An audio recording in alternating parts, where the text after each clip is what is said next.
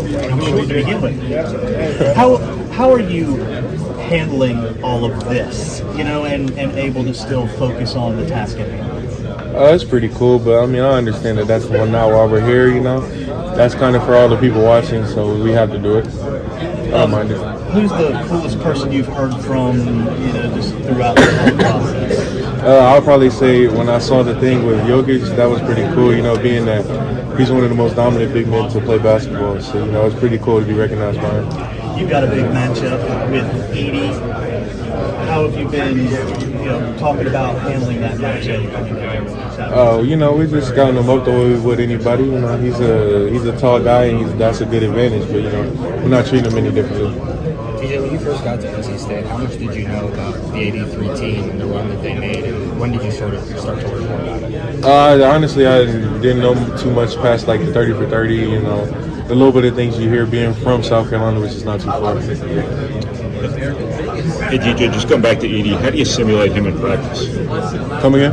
How do you simulate Edey in practice? You can't really simulate height, but you can shoot some hook shots and, make some good moves. How do you think they simulate you in practice? I have no idea.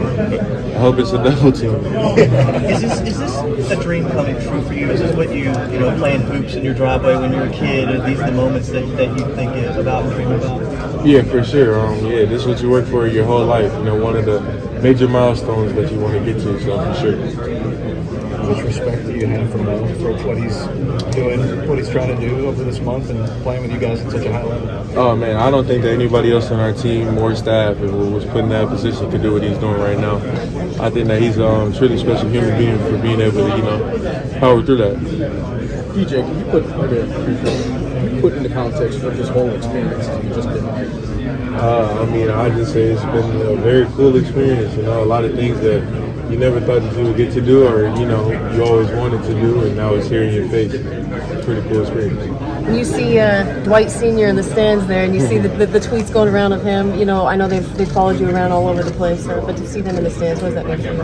Oh man, it's awesome. They've been probably the most instrumental part of my life, so shout out to my parents.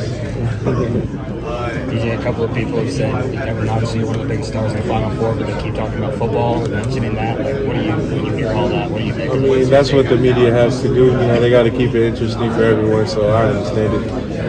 You never played football, though, did you? I did until I got my first scholarship offer, and then I quit immediately. Who was that offer? Winthrop. It was Winthrop? Okay. Yeah. Was it Coach Kelsey then? Yeah. Okay, it's Coach DJ, Kelsey. when you hear that, do you think maybe it's underestimating your basketball ability a little bit to make some money later after this? Hey, underestimate all you want. You see what's happening. So you have no interest in playing football? Zero, yeah. Okay. Zero. Okay. DJ, what has Michael O'Connell meant to this team, especially with the big shot he had? Oh, man, Mike is just one of those guys who's just going to lead. I call him the floor general. He's one of those guys who's going to set the pace of the game for us. He's going to make sure that everybody stays in line. And if anything gets too crazy, we have to look to Mike to be the one to reel us back in outside of coaching. What's the hardest, as you sort of scout Zach Edey, what's the most challenging thing about the way he plays?